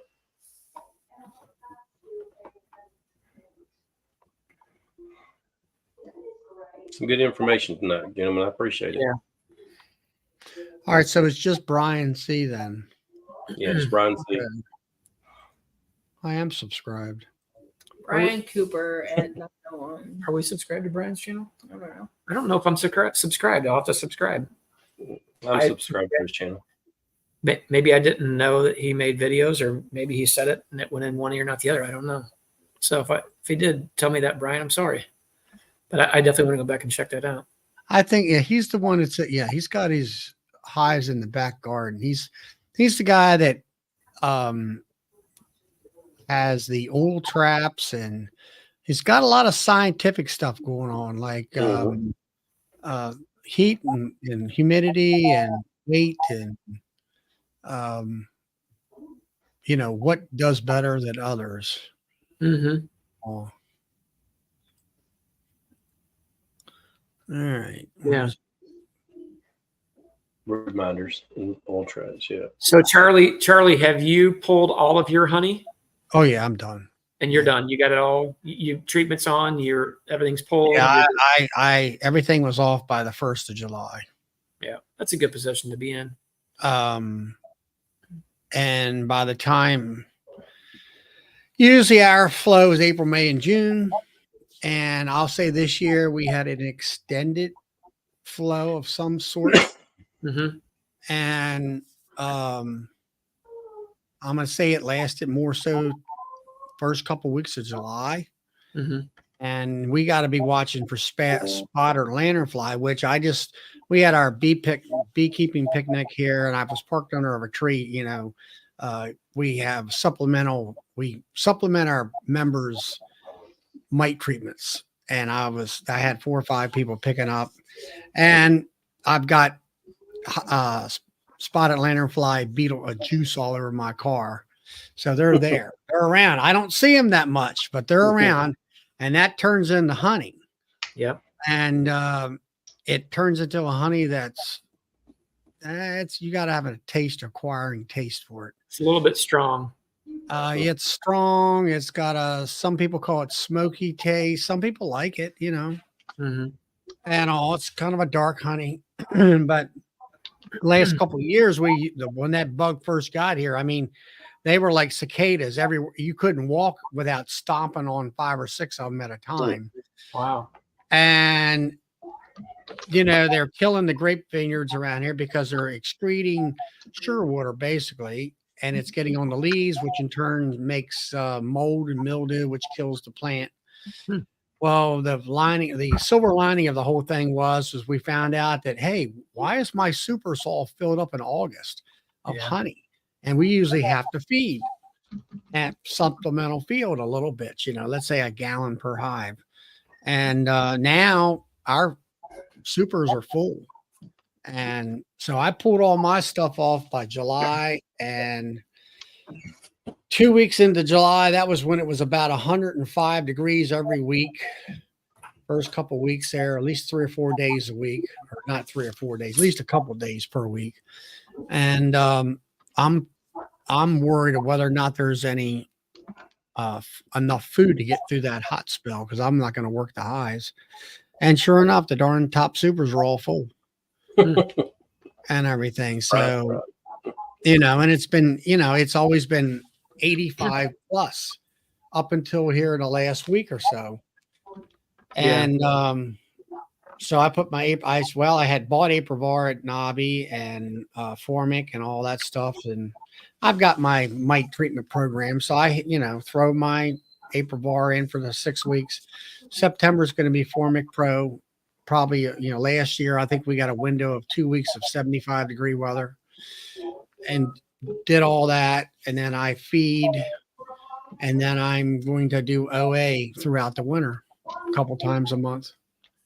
And that worked. And I find that, a lot of people get in the OA and they're going treatment after treatment after treatment. And I said, I've done all that. And I found it really doesn't work well. It's just, I finally had to listen to the science folks and say, if you want a 98% kill, you got to have little to no brood in the hive. And there was a young guy said something to me at one of our state meetings. He said, I'm going to start, this is 5 years ago or more, I'm going to start doing OE once a month through the winter time. And that always stuck in my head. And where I lost a bunch of my nukes and stuff one year, even though I did 6 consecutive weeks of OA. One time I did it once a week, and the next year I did it twice a week. And then some people said, maybe you overtreated. Maybe you burnt your bees. I don't know. I don't think that's possible. I've never heard that before. Burning the bees on OA. I agree with you there, And somebody just recently said you can't overdose your bees on OA. On the Yeah. vapor. On the vapor. Oh, we're not yeah, talking. I do vapor. I do vapor. Yeah. I do Yeah. vapor. So I started up with that program for the last the last 3 years. I got the state apiaries coming in 3 years ago. She came in, she tested me in October. That was after Aprivar and Formic, and sent it to the National Honeybee Survey. I got my reports back months later, and I had an infestation of Varroa at 0.2, which 1.0 is the gold standard as far as they're concerned. So I'm underneath that. So so she's coming again this year. This is like 3 years ago she did that. So I said, well, let's do it again and see where I'm at again. And that kind of stuff. Now the only thing I've like everybody knows this year, I lost half of my production hives. Why? Old queens. But I learned a tremendous amount of information about queens. And then I get very agitated. Why wasn't this information relayed to me 10 years ago instead of some guy standing up in front of the room and stating, well, just blame it on the queen and that kind of thing. And instead of saying you need to requeen every 2 years if you live in the mid-Atlantic area because of these certain reasons and stuff like that, which I found out this year. So, and then at that time when I started, they were always looking down on the commercial beekeeper. He was the bad guy all the time. He stresses his bees out because he's migratory and he requeens. I've heard some tales of twice a year, and things of that nature, but with no explanation by the naysayers. Yeah. Stuff like that. So. Hey, so we need to answer a question that was pulled up on that thing from Catherine. I'm gonna try to find I it. commented. Oh, you did? Okay, Yeah. I'm sorry. You can go ahead and comment on it again. I miscommented though. I think you have better acceptance if you use the 4x4 cage, just because it gets her pheromone in there. You can push it in. The layer. Push it in over brood that is about ready to hatch. Yep. So Bob Binnie has talked about this before. If you were to put it over brood that is hatching, those new nurse bees would only know her as their queen. The acceptance will be fine. And as they're starting to hatch out or emerge at that point in time, she can start to relay in there. So that will help to get her pheromone with inside the colony itself. So I think that you could probably do either one, but I think that if you did use the 4x4 or even a larger one on there, just make sure if you push it in, make sure the other bees cannot tunnel under it. Or you get yourself one of those queen introduction cages from Better Bee, and you get a frame of capped brood, shake all the nurse bees off of it, put the queen in that frame of capped brood in that cage, and use that. You'll have a really good success rate. You would want bees that are starting to emerge or just emerging. You don't want any that were just capped. That might be too long. You need something that's just emerging though. Bob Binnie kind of talks about that a little bit. Yeah. Yeah. We have that, and I actually use that cage for when I graft. I put my grafting frame in that, an empty frame, and I put the queen on it, and then I come back in 3 days and pull that frame, and that's what I graft from. Yeah, if you wanted to use it, they're broodless, and you wanted to take from their hive, then I would say yes, that would be an effective way to do it. Like I said, if you use one of those cages, it wouldn't be a problem. But if you use your own makeshift push-in cage, if you use wax foundation, those bees can tunnel through there. And I've not seen this, I've not had this happen. I've heard that they can tunnel through there, or they can tunnel on the side if you don't push it in all the way, and they can kill her. So yeah, those push-in cages work best on plastic foundation. Yeah. Well, now that introduction cage here, I got a cage here. Is it the one it's just do they make two different styles of that? Yes, they do. Yep. There's an introduction cage and then there's an isolation cage. Right. I think I must have the isolation cage. Okay. The introduction cage will not let worker bees in or out. It's too small. The isolation cage. You got that backwards. Oh yeah. The introduction cage will let worker bees out, but the queen cannot fit through there. So you can keep her inside that, but nurse bees can still go in and out. The opposite occurs. Yeah.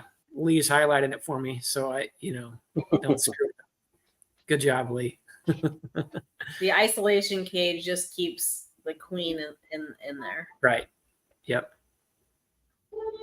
So you would want the isolation cage, And they're both quite expensive. Yes, they're are. like $35. Yeah. Well, Lee's got it right here. It's It's $37.95. Yes. JW is not mistaken. They are expensive. Of course, JW, you know who had to have one, right? Old Moneybags over here. Oh, Queen Bee. So with the introduction cage, you're putting the queen on a frame by herself. I guess My mind is farting right now. Yeah. I mean, with emerging brood. Correct. with emerging brood, and then she can also get fed by The worker worker bees on the outside of the on the outside of it. Yeah. Right. And that's the transfer of pheromones between that, so that helps out. Yeah. Corey Stevens talks about that, and I've never heard anybody specifically say, but he talks about being able to introduce virgins into even the queen right colony. He says they'll feed them, but the minute you let her out, they'll ball her and kill her. He goes, so you can put a couple of them in there, and he goes, they'll feed them, but don't let them out of the cage. So I don't know. I don't understand that. I don't know why. And I've never heard anybody give a good explanation. Corey never even had given an explanation as to why. He said the one other thing you have to be cautious of is sometimes what they can do is they'll, even through the cage, they can bite at her feet and damage her tarses, which is what mainly spreads the her pheromone around the colony. So if she had damaged tarses, it is possible that even if she was to get accepted, they could possibly requeen her because her pheromone does not distribute around the colony as easily, or it may not be as prevalent there. So I thought that was pretty interesting when he describes that. I'll be back. Lee is the man. He's on top of his game, even though he's in the back, just hanging out. He's just still going that strong. So Catherine's got 3 of those introduction cages. That's pretty cool. She's ready to go then. Yeah, she's set. No doubt.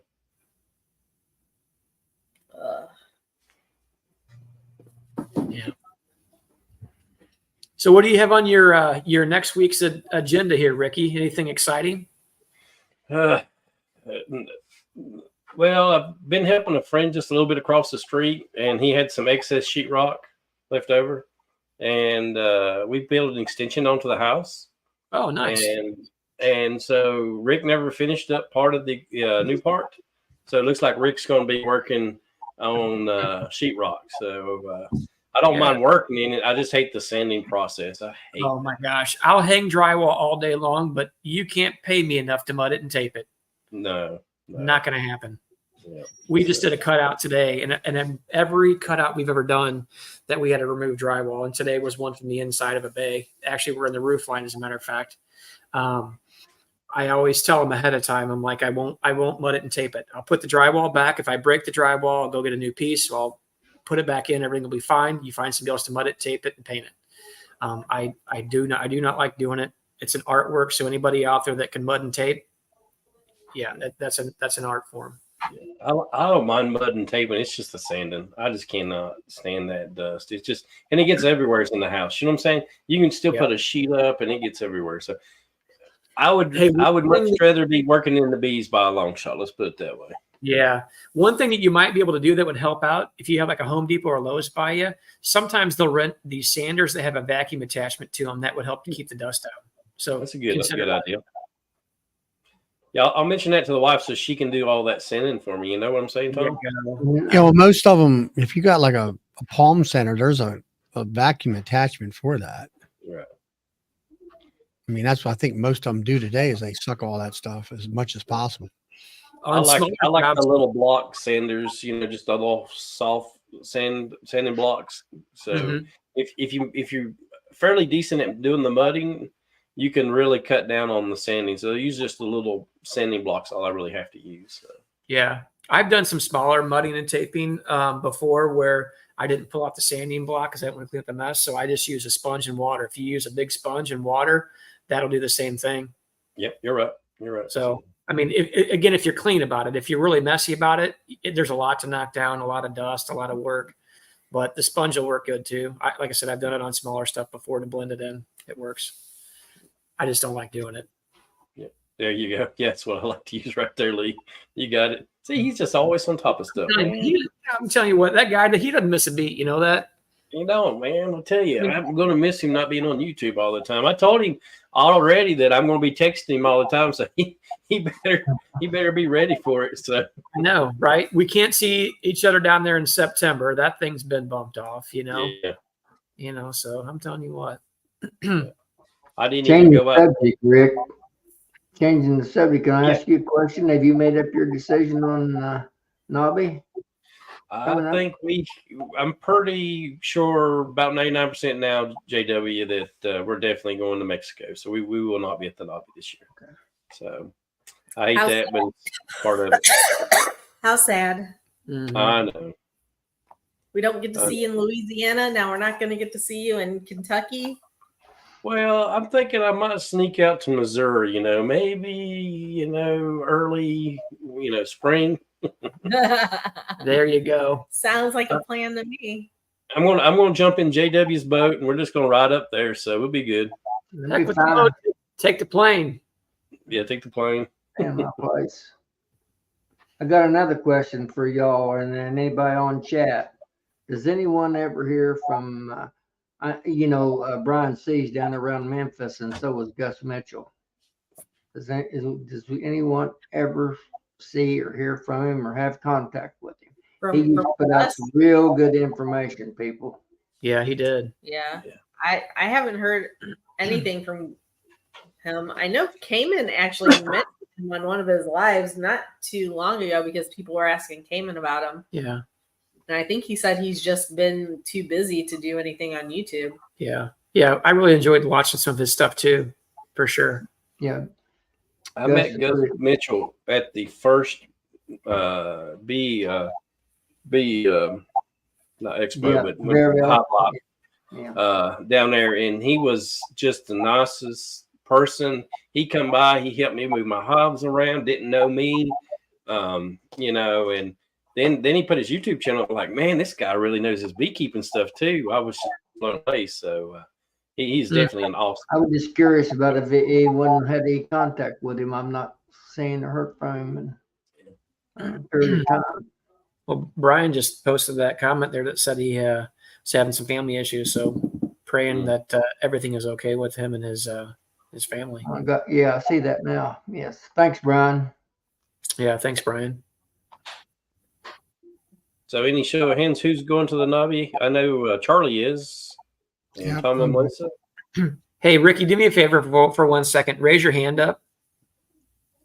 Who's going to Nobby? Ah, cool. Ricky's going. Hey, all right. Yeah. See you there, buddy. I don't want to get nobody's hopes up.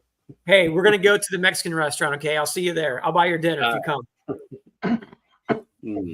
You never know. We may end up there after all, but right now, no. We're definitely going to go to Mexico. So. Well, hey, I'm just hoping you pick another time to go to Mexico and you come to listen. Just do this. Come to Nobby. You don't have to be a vendor. Let's hang out for a couple days, and then you can just jump on a plane from there and head to Mexico. How about that? That's not a bad idea. I would throw that idea to the wife and see what she says. Yeah. Listen, okay, here. If you're going to throw the idea to the wife, don't do it when she's in a bad mood, for crying out loud. Take her out to the crab shack. Get her some food, treat her nice, buy her a little gift, something like that, and then say, "Hey, I've got an idea." Okay. Yeah. You know, the thing about it is it might be cheaper to fly out of Kentucky up there than out of Charlotte, North Carolina. I have had them on to send us all the way to New York and back down before. It's been crazy. So do that. Check airfare from that location, okay? Yeah. And then see what it is. Even if you wanted to drive from your place to Kentucky, just rent a cheap little car and put up there. You can leave it in Kentucky, you know, to the rental place, and then jump on the plane and go down to Mexico. So you can spend a couple of days up there. How many hours does it take you to get to the airport, Ricky? To Charlotte's about 2.5 hours away. Yeah. Really? Yeah. We're a long ways. Oh, you got me. You got me in trouble. They're scheming. They're scheming, Ruth. You guys have to come down there. I'm just saying, it just has to happen. Got to get. Rick, I'm sorry I brought it up. Oh, No, that's all you're right, not. brother. I'm glad you did. Yeah, it's all good. She can only beat me for so long. Ain't that right, Tom? Hey, that's right. I mean, hey, you're a big fella. I imagine you probably take a pretty good beating and still get back up. I can take a pretty good. She's a small little lady, so I'm okay. Yeah, he asks for Hey. it. Tells her about going to Taco Bell, making her mad. Yeah. I'll tell you what, I'd beat him up if he said Taco Bell was Mexican food. Shoot, that's trash. I definitely like to give her a hard time. There's no doubt about that. So, looks like quite a bit of the viewers tonight are going to the conference. That's pretty cool. Yeah, that's good. Well, I mean, for me, it's we finally get to see each other once a year. Right. I'll tell you what, Yeah. I'd go down there if I didn't listen to one speaker and if I didn't buy one thing. I'd go down there just to hang out. Yeah. Come down there just to talk. She'll do most of the time. That's what I did last year, Tom. See? Copying me. I think last year we only actually saw like 4 speakers. Right. We just See, kept the saying, problem I had last year is I lost my voice and I couldn't talk to nobody. Yeah. That really I sucked. remember that. I do remember Oh, that he's too. got the countdown up there. Oh, there it is. Yep. 31, 39, 39, 35. I don't know about the minutes. That's pretty cool. I know they released the honey show rules and regulations here just this last week, so Mm-hmm. gotta start prepping for that. Melissa's going to be bringing her A game, y'all. Yeah. Watch out, sweet Harlan. I'm coming for you. They were on here just a little while ago. So I know, that's why I don't know if their wins are still on. I don't know. If you Yeah. rely on everything you're going to learn up there at Illinois, Melissa, you're in trouble. Oh, yeah, that's right. We get to come hang out with JW there in Illinois. When is that? Well, I think October They're or November? I don't know. I don't remember either. November. I put it in my calendar. I know that. And she bought the I think it's tickets. November. I think Yeah, she said, I think it's November 8th and 9th, isn't it, Melissa? Yeah, they're having a honey show there too. I have to prep some stuff for that. Bob Binnie's supposed to speak there also, I think. Is he? Oh, yeah. oh, cool. Well, I'll get to actually face-to-face meet him. I got that lightning hive. It's sitting on the back I'll patio. try to pick him off. You're going to be there. Actually, we used our observation lightning Oh, yeah. hive just this weekend for the first time, Ricky. Yeah. Oh, really? Yep. Awesome. Got lots of compliments on it. Oh yeah, people were asking about that. And I'm like, I'm like, let me tell you something. I'm like, I've got a good friend in Carolina down there that he can be some. And he's like, the guy was just in awe with it. He's like, that is amazing. I'm like, I said, that thing is heavy as all get out. I'm like, the thing's like made of steel. That's probably the heaviest wood I've probably ever realized. I don't know as far as that's heavier than oak. You're in trouble. There comes Sweet Harlan. He's after you. Yeah, they're after you, Melissa. I'm coming for your wax Hey, block. Come on Jamie in. Lynn. Come on in, guys.